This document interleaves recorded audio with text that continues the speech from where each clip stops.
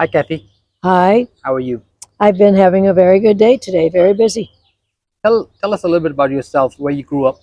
I grew up in Midland, Michigan, the baby of a large family. I have always been an overachiever since I was a little girl. I started out making pot holders, selling them door to door, but I've always loved colors and working with design. So I think that's what led me now to making jewelry. How old are you now? I am 77. And you have no plans to retire anytime soon. Well, not from this. I retired from the Ann Arbor Post Office in 2012 after 28 years, a job I took when I was unable to get a teaching job at the time, which was the late 70s, where there's a big overabundance of teachers. I was trying to re enter a market with a master's and a lot of experience. They called me overqualified, meaning more money, and therefore they hired the less qualified. Very sad. So I did what I had to do. I had been divorced and alone with 4 kids, and I had to find a way to make a living. So I got a job at the Ann Arbor Post Office. One thing I had was a very, very good memory, almost photographic, where I became a trainer in there to teach people how to memorize all the streets, number ranges, and the way they would sort the mail. When did you start doing this jewelry thing? Well, I think I started this jewelry about 1977. Okay. I did that because I wanted a turquoise necklace, and I really was just divorced and too poor to afford to buy one in a store. So my dad retired in Apache Junction, Arizona. I went out there to see him. I bought a loose strand of beads of turquoise stones, and later I taught myself somehow to make jewelry all on my own.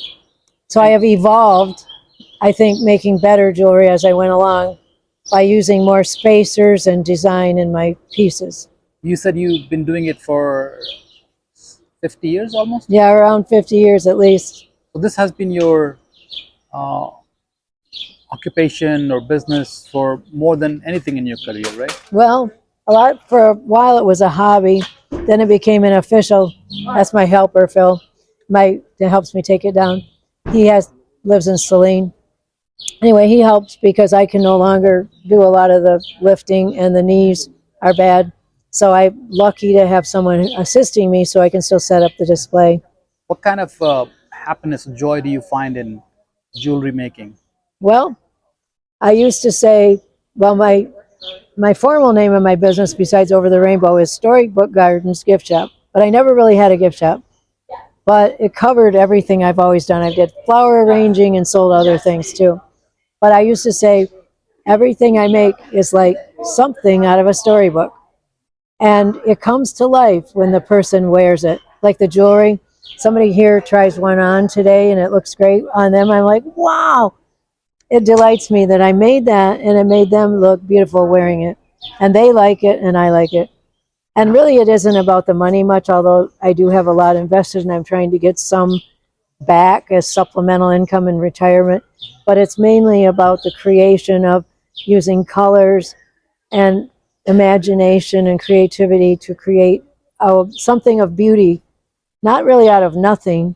But I said that the stones kind of jump out at me and they create designs in my head of how I should use them. This is beautiful.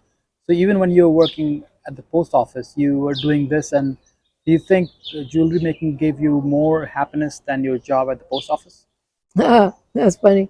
No, the job at the post office was very difficult. I barely feel like I survived the mental, physical aspects of it, and very difficult management. Can you tell me a little bit more process, like where do you get your raw material, the gems from, and how do you make them? Do you make them at home? Do you have a factory? What do you? Okay. Well, mainly I went out to Tucson, Arizona to the biggest international gem show about 10 or 12 times in my life and bought large quantities of beads that were displayed by people from all over the world. So I could get beautiful amethyst, turquoise, freshwater pearls, copper, and I mostly use tiger eye and lapis and every kind of natural gemstone from the earth of the creation, really. And someone else mines them, drills them, polishes them, and I buy them in strings. But I don't just string them up the way they came on a thread, you know. I design, oh, I think I'll put 3 of those, 1 spacer, then I'll get some from another place and make all kinds of design is what the thing is. And my pride is to make no two alike. No two are ever exactly alike. And that way they're one of a kind jewelry. Thank you. Yeah. Do you also think that um, not think, but how do you market it? Do you mostly go around Michigan in different towns and set up this thing, or do you have a way to get it online? First, I didn't finish your other question was, Yeah, how do I sure. make it? Yeah. I make it at home. I had a room that I had for a spare bedroom that I just had a big table and could get to my beads, and I'd keep the excess beads in drawers and bins, and I had so many. And then what I do is I use the best wire that I found over years you could string with, which is my own secret, I guess, of what kind, so that it doesn't kink or get ruined by, well, you don't want to wad it up, but if you leave it laying and even can kind of wear it and not worry about it getting ruined because the wire is not good and will bend and get in a set bend. So I use a really good wire.